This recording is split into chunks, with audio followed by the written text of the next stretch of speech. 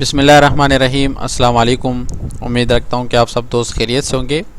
आज हमारा लेक्चर है सेंट्रलाइज यानी सेंट्रलाइज एक्सचेंज। CEX का मतलब है सेंट्रलाइज एक्सचेंज, ठीक है।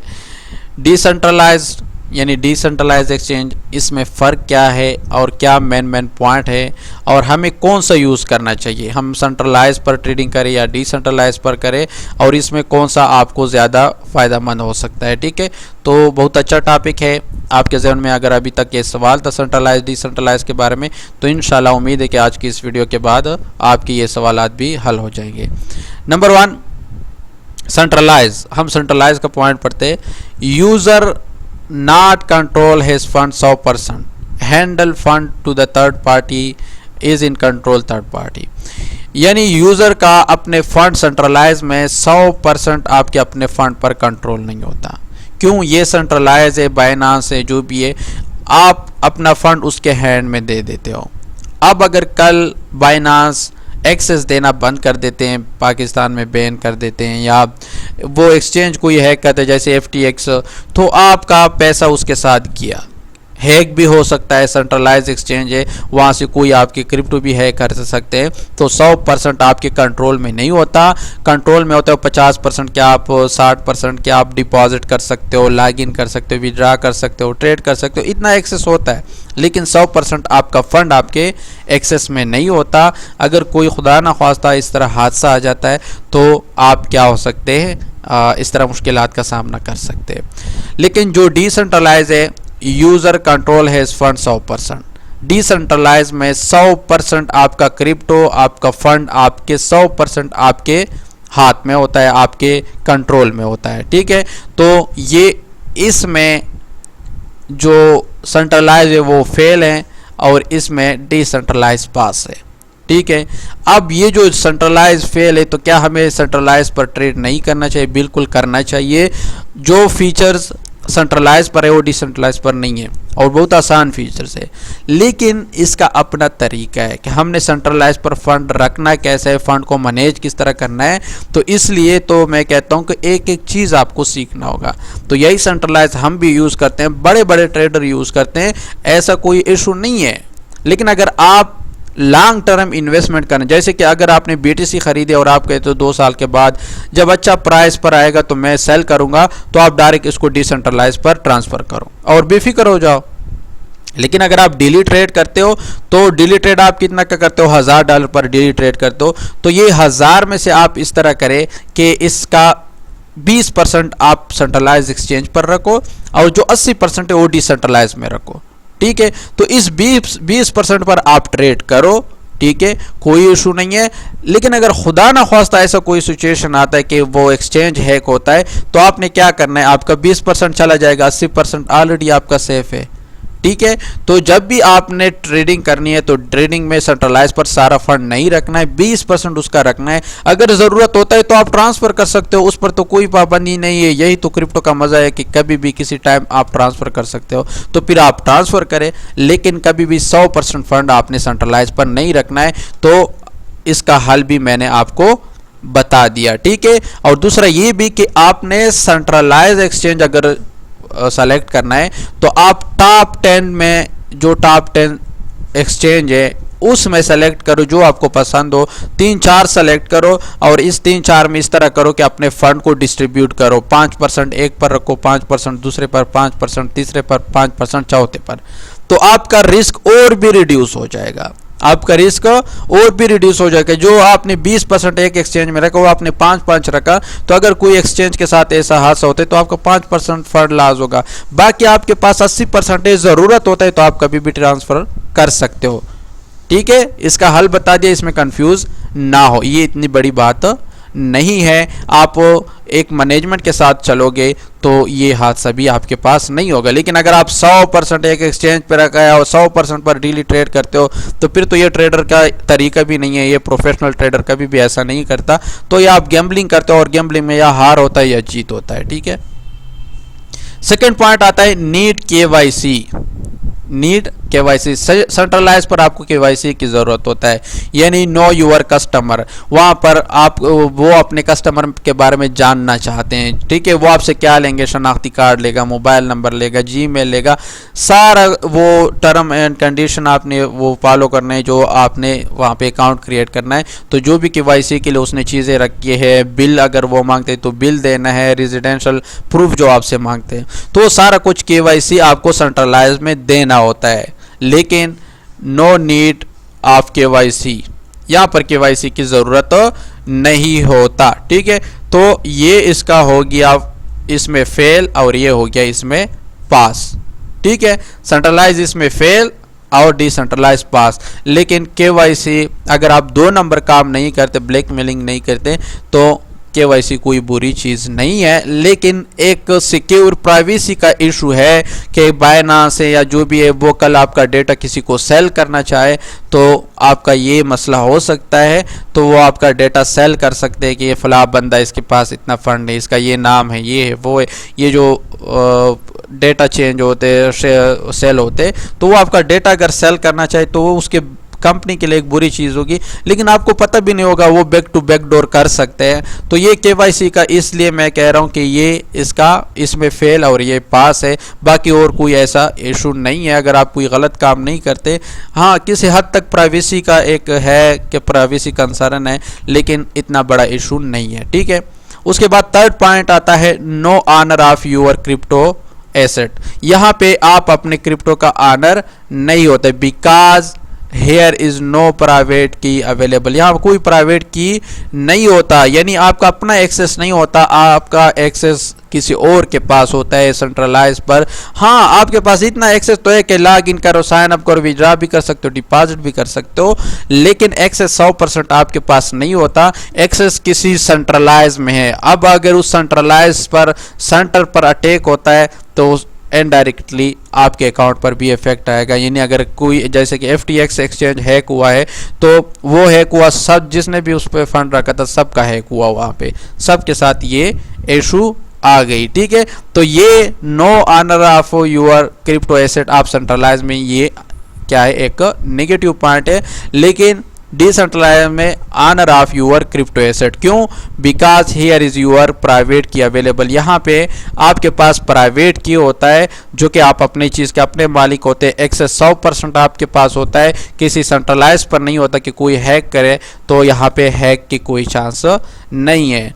तो ये जो 3 इशू मैंने बताया, इसमें ये प्राइवेसी कंसर्न है। अगर आप खुद को बहुत प्राइवेट रखना चाहते हो तो फिर तो सेंट्रलाइज नहीं यूज़ करना है, लेकिन अगर कोई ऐसा खास इशू नहीं है तो आप यूज़ कर सकते हो, फिर तो कोई मसला नहीं है। लेकिन इन दोनों का हल मैंने बता दिया, ये जो 2 मसले मैंने बताए जिसमें ये फेल है, इसमें ये आपके पास हल है कि आपने 100% फंड कभी भी किसी एक्सचेंज पर नहीं रखना, 20% रखना है, वो भी आप टॉप 10 में 4-5 सेलेक्ट करो और उसको डिस्ट्रीब्यूट करो, ठीक है। अच्छा, फिर चौथा पॉइंट आता है इजी टू हैक। इसमें ये फेल, ये ऑलरेडी बता दिया। Easy to hack security issue आ सकते हैं, लेकिन यहाँ not easy to use, sorry, ये यहाँ पे चौथा पॉइंट ये difficult to hack. Difficult to hack, hack करने में जो है उसको डिफ़िकल्टी आएगी, वो हैक नहीं कर सकता। तो मैं डिफ़िकल्टी क्यों कहता हूँ, इम्पॉसिबल क्यों नहीं कहता, इसका रीज़न मैंने यहाँ पर बताया। If you not giving any access then impossible and secure. अगर आप किसी को एक्सेस नहीं देते तो देन कोई इशू नहीं है, 100% आपका वो सिक्योर है और इम्पॉसिबल है। तो अब आप सोचेंगे कि मेरा दिमाग तो नहीं ख़राब, किसी को अपना एक्सेस देता हूँ। देखिए, ऑनलाइन किसी भी तरीके से आपसे एक्सेस बंदा ले लेता है, आपको पता भी नहीं चलता। मिसाल के तौर पर आपके पास एक चाबी है जिसका कोई भी दूसरा कॉपी नहीं है और दुनिया में कोई टेक्नोलॉजी भी नहीं है कि वो की उस तरह बना सके, ठीक है। लेकिन अगर कोई बंदा आपको कह देता है कि फलां जगह हम जाते हैं, तो फिर आपको इस तरह कोई नशा पिलाते हैं, तो आपसे की टेबल पर भूल जाते हो, तो वो उस की का जो है स्क्रीनशॉट निकालते हैं और फिर उस तरह की बना लेते हैं। तो ये आपने खुद को इनसिक्योरिटी की वजह से जो है आपके साथ ये हुआ। तो ये आपकी ज़ात पर्सनल इशू की वजह से अगर कोई इनसिक्योरिटी आती है तो ये हम खुद अपने हैक करने में खुद हमारा हाथ होता है, ठीक है। बाकी अगर इस तरह नहीं होता तो ये इम्पॉसिबल है डिसेंट्रलाइज में। तो ये चौथा पॉइंट जो है इसमें भी सेंट्रलाइज फेल है, ठीक है। तो ये 4 पॉइंट जो सेंट्रलाइज का मैंने आपको बताया। तो अगर आप 100% फंड को जो है अपने पास रखना चाहते हो एक्सेस, तो ये यूज़ करो। केवाईसी नहीं करना चाहते तो ये यूज़ करो। ऑनर ऑफ क्रिप्टो बनना चाहते हो, इसका मतलब कि लॉन्ग टर्म इन्वेस्टमेंट करना चाहते हो, तो अपने डिसेंट्रलाइज पर अपने एसेट को लाओ। बाय बिल्कुल बेशक सेंट्रलाइज से करो, लेकिन उसको ट्रांसफर करो डिसेंट्रलाइज पर। इसी तरह जो हैक है, हैक से बचना चाहते हो तो यहाँ पर रखो, ठीक है। तो ये ऑलरेडी इसमें नेगेटिव, इसमें पॉजिटिव। जो इसमें नेगेटिव उसका हल आप यहाँ पॉजिटिव में ढूंढ सकते हो, ठीक है। और वो किस तरह, वो मैंने आपको बताया कि आपने 100% फंड एक किसी भी सेंट्रलाइज एक्सचेंज पर नहीं रखना है, ठीक है। आप 20% रखो, उसमें आप 4 एक्सचेंजेस पर रखो। इस तरीके से जो है आपको ये भी बताया कि केवाईसी आपका अपना प्राइवेसी कंसर्न है। अगर ज़्यादा इशू नहीं है, खासकर नहीं होता इतना इशू, लेकिन जो बिजनेसमैन होते हैं वो इसमें वो कंसर्न रखते हो, प्राइवेसी प्राइवेट रखना चाहते हो खुद को, तो फिर आपने नहीं यूज़ करना, फिर आप डिसेंट्रलाइज यूज़ करें। और वो खासकर फिर इन्वेस्टमेंट ही करते हैं, वो ज़्यादातर ट्रेड नहीं करते।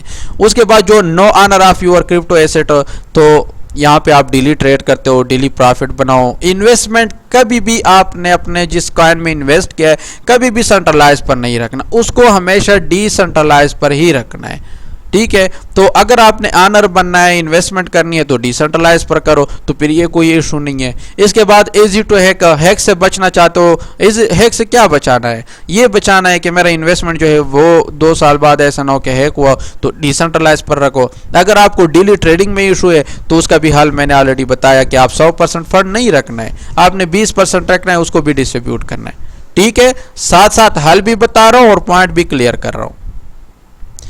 अब आता है 5वां point, easy to use and more future available.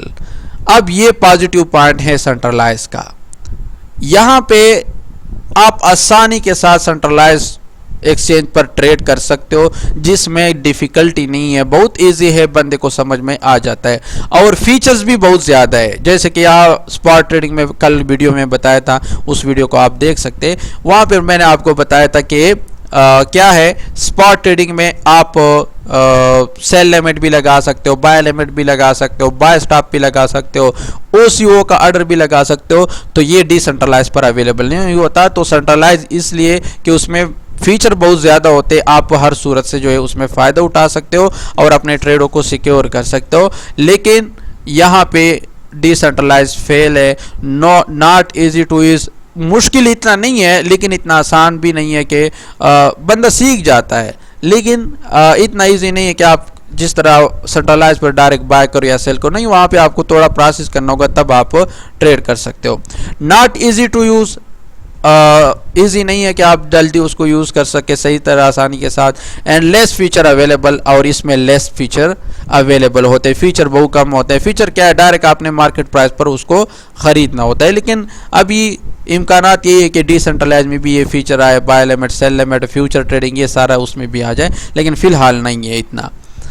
उसके बाद आता है लो फीस, इसमें भी सेंट्रलाइज पास है और ये फील है। यहाँ पे फीस आपको बहुत ज़्यादा चार्ज होगा। अगर यहाँ पे आपको मिसाल के तौर पर 0. यहाँ पे डिसेंट्रलाइज पर आपको $2 चार्ज होते हैं, तो यहाँ पे कितना चार्ज होंगे, यहाँ पे आपको 0.01 चार्ज होगा।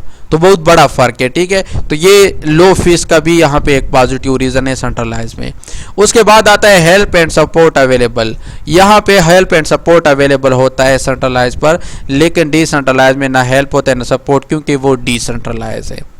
उसके बाद हाई लिक्विडिटी अवेलेबल, यहाँ पे लिक्विडिटी हाई लिक्विडिटी अवेलेबल होता है। वो बार बार वीडियो में भी मैंने हर वीडियो में डिस्कस किया है। हाई लिक्विडिटी मतलब जब आप उसको जिस भी प्राइस पर बाय करना चाहो, सेल करना चाहो, उस प्राइस पर बाय भी हो, सेल भी हो और डायरेक्ट हो।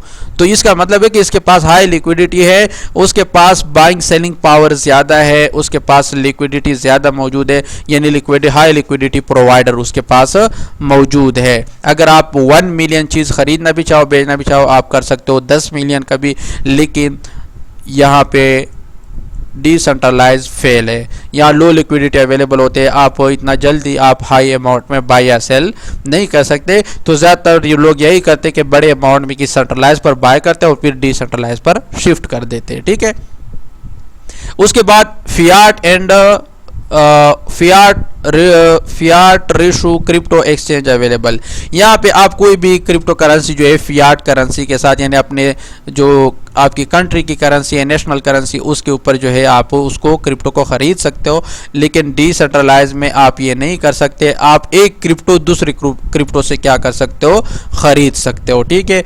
उसके बाद यहाँ पर पॉजिटिव पॉइंट आता है विड्रा विद एनी नेटवर्क। यहाँ पे आप किसी भी नेटवर्क के साथ विड्रा ले सकते हो, लेकिन यहाँ पे ऐसा नहीं है। अगर यहाँ पे आपने डिपॉजिट TRC20 के साथ किया है तो आप विड्रा भी TRC20 के साथ ही उसका कर सकते हो। अगर आपने इथेरियम ERC20 के साथ डिपॉजिट किया है तो विड्रा भी आपने ERC20 के साथ ही करना है। लेकिन सेंट्रलाइज में ये नहीं है, आप किसी भी नेटवर्क को यूज़ करते हुए डिपॉजिट एंड विड्रा कर सकते हो, ठीक है।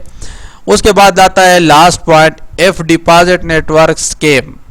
अगर यहाँ पे जिस सेंट्रलाइज पे जैसे बाइनांस पे आपने TRC20 के साथ डिपॉजिट किया है तो ये कहते हैं अगर डिपॉजिट जिस नेटवर्क पर आपने डिपॉजिट किया है, जो कि मिसाल दिया TRC20, वो स्कैम करता है या एक्सचेंज उसको सस्पेंड करता है। सस्पेंड मतलब उस नेटवर्क को अपने एक्सचेंज हटा देता है।